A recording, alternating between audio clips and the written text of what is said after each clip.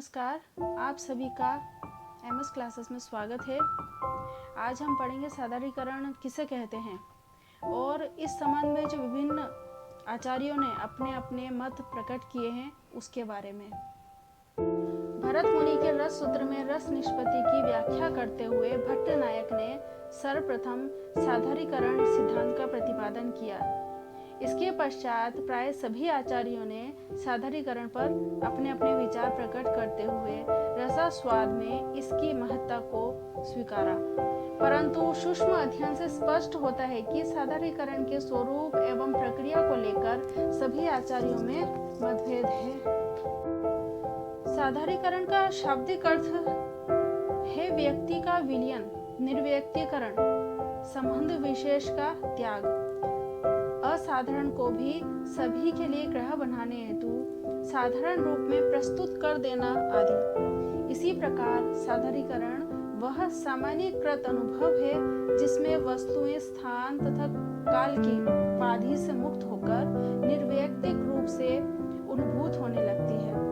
काव्य या नाटक में वर्णित विभावादि अपने देश और काल के वैशिष्ट का तिरोभाव करके सभी सहृदयों के लिए साधारण रूप से ग्राह्य हो जाते हैं। उस दशा में सहृदय वैयक्तिक राग द्वेष से अथवा ममत्व परत्व की भावना से सर्वथा मुक्त हो जाता है। साधारणीकरण की प्रक्रिया वह प्रक्रिया है जिसमें सहृदय अपने साधारण मानवीय हृदय द्वारा काव्य या जीवन के विभावादि को सामान्यकृत अथवा मानवीय रूप में ग्रहण करता है। इस प्रक्रिया में काव्य या नाटक का मूल पात्र तथा सहृदय पाठक या दर्शक दोनों कालगत और स्थानगत विशिष्ट उपाधियों को छोड़कर सामान्य रूप धारण कर लेते हैं।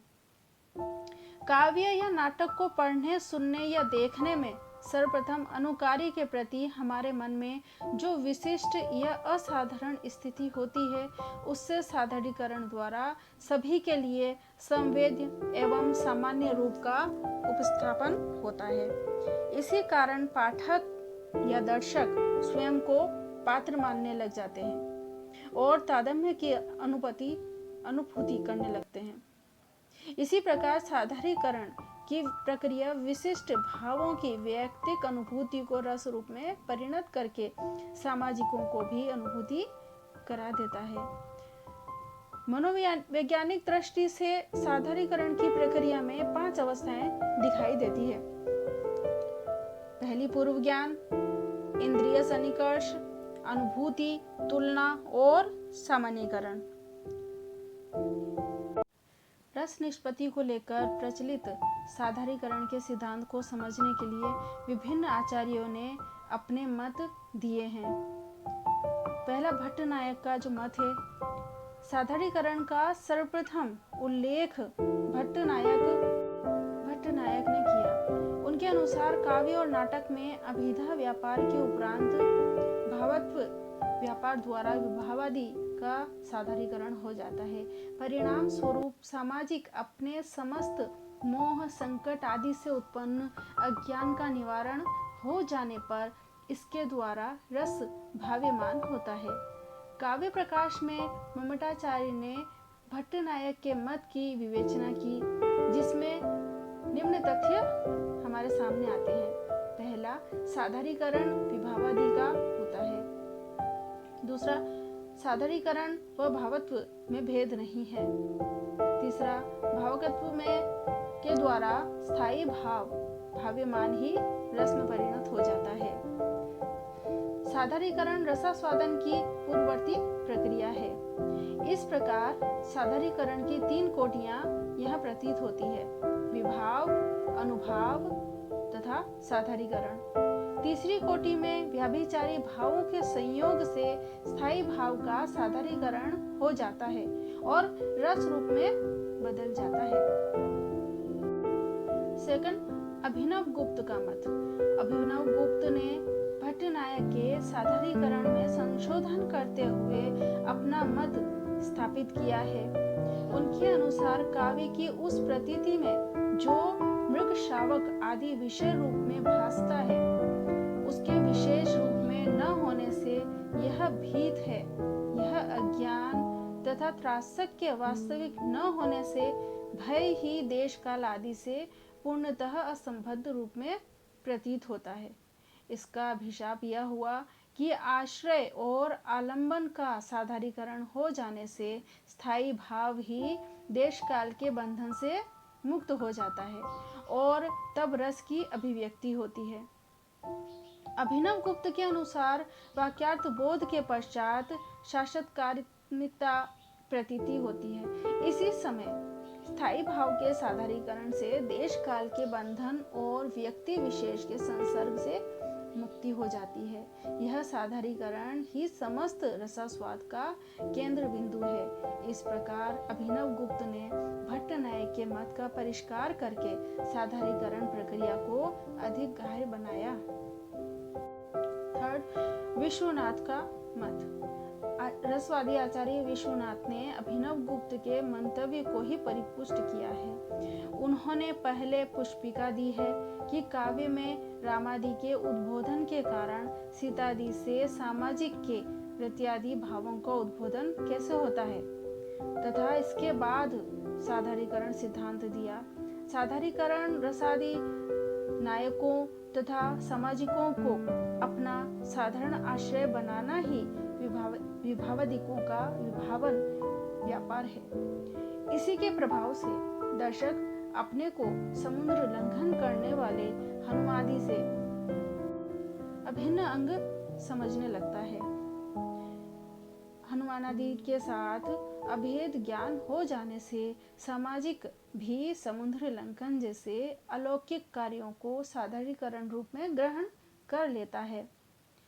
आचार्य विश्वनाथ ने इस व्यापार को दो भागों में बांटा है: समग्र विभावादि का साधारीकरण तथा साधारीकरण के प्रभाव से सामाजिक का आश्रय के साथ अभेद।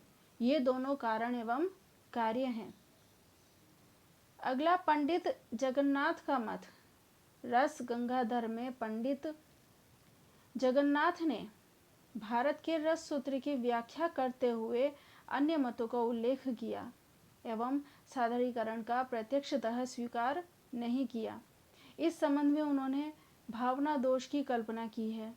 उन्होंने बतलाया है कि इस दोष के कारण सहृदय की आत्मा कल्पित दुष्यंत्व से आच्छादित हो जाती है।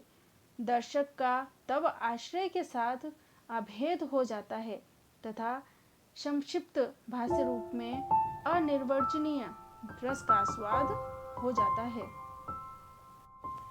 आचार्य रामचंद्र शुक्ला का जो मत है, उन्होंने चिंतामणि प्रथम भाग में साधारीकरण संबंधी विचार और नवीन व्याख्याएं की हैं। शुक्ल जी के अनुसार साधारीकरण का अभिप्राय यह है कि पाठक या श्रोता के मन में जो व्यक्ति विशेष या वस्तु विशेष आती है, वह जैसे काव्य में वर्णित आश्रय के भाव का आलंबन होती है, वैसे ही सभी सहृदय पाठकों या श्रोताओं के भाव का आलंबन हो जाती है।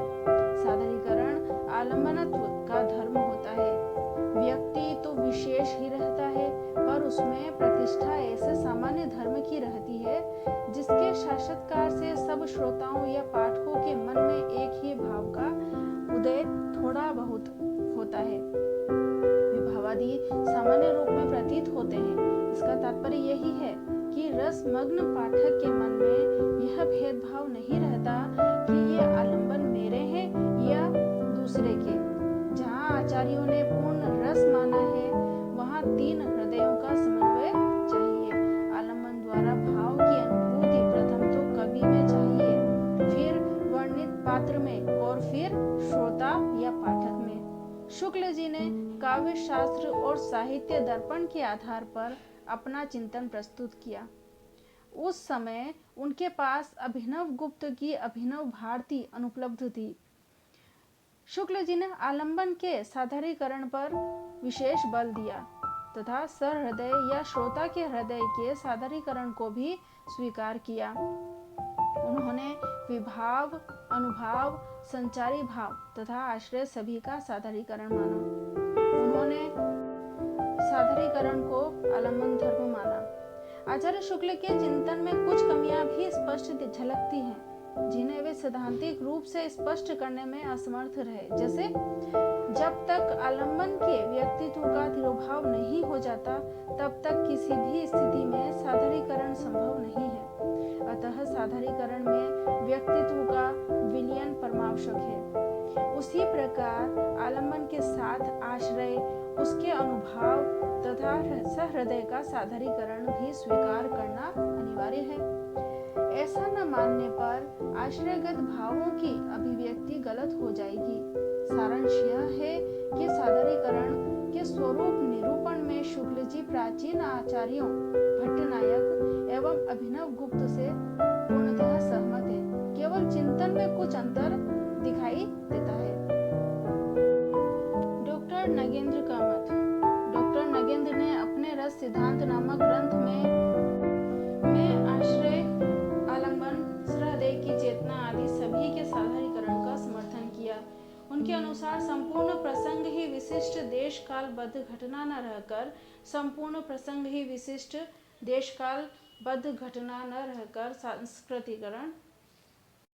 साधारीकरण कृत हो जाता है, जिसके परिणाम स्वरूप दर्शक की चेतना भी व्यक्ति संसर्गों से मुक्त हो जाती है। डॉक्टर नगेंद्र कहते हैं कि जिसे हम आलंबन मानते हैं, वह वास्तव में कवि की अपनी अनुभूति का संवेद्य रूप है। उसके साधारीकरण का अर्थ है कवि की अनुभूति का साधारीकरण। इस प्रकार डॉक्टर नगेंद्र ने कवि की अनुभूति का साधारीकरण प्रतिपादित करते हुए बताया कि जो भाव कवि के हृदय में जागृत होते हैं, वे ही हमारे हृदय में भी जागृत होंगे।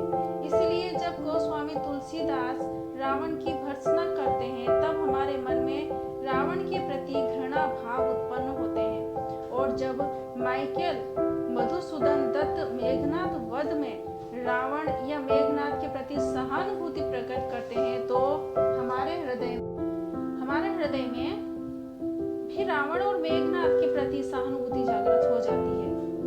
इसका यही कारण है कि कवि की अनुभूति साधारीकरण द्वारा हमारी अनुभूति बन जाती है। डॉक्टर नगेंद्र का चिंतन मनोविश्लेषणात्मक है, इसलिए वे कवि के मन का विश्लेषण करते हुए उसके आंतरिक पक्ष की अनुभूति का साधारीकरण मत प्रतिपादित करने में सफल रहे हैं। उन्होंने शुक्ल जी की मध्यम कोटि को त्रुटिपूर्ण बताकर स्वीकार नहीं किया। साधारीकरण का विवेचन करने में प्रयोगवादी कवि अज्ञ, नई कविता के समीक्षक डॉक्टर सत्यदेव चौधरी तथा डॉक्टर जगदीश गुप्त ने अपने अपने मतों का प्रकाशन किया। अज्ञ मानते हैं कि साधारीकरण शब्द का चमत्कारिक अर्थ है, जो कि अपनी रोगोत्कट शक्ति के द्वारा कवि और दर्शक श्रोता में अर्थात रागात्मक संबंध स्थापित करके कवि के काव्य का या कथ्य का संप्रेषण करता है। जगदीश गुप्त के अनुसार साधारीकरण की प्रक्रिया में काव्य की संवेदना भावों तक पहुंच जाती है और कविता के अंततः निर्व्यक्तता आ जाती है। इसी प्रकार साधारीकरण के 3 पक्ष माने जा सकते हैं। पहला, कवि की जो अनुभूति को व्यक्त करता है। दूसरा, सहृदय, जो कविता को पढ़कर या नाटक देखकर कवि की अभिव्यक्ति द्वारा हृदय में वही अनुभूति जागृत करता है जो कवि की है। तीसरा, कवि का अभिव्यंजना कौशल, जो लोक व्यापक और कविगत अनुभूति की गहनता से संप्रेष्य रहता है। ये तीनों ही मिलकर साधारीकरण की स्थिति का निर्माण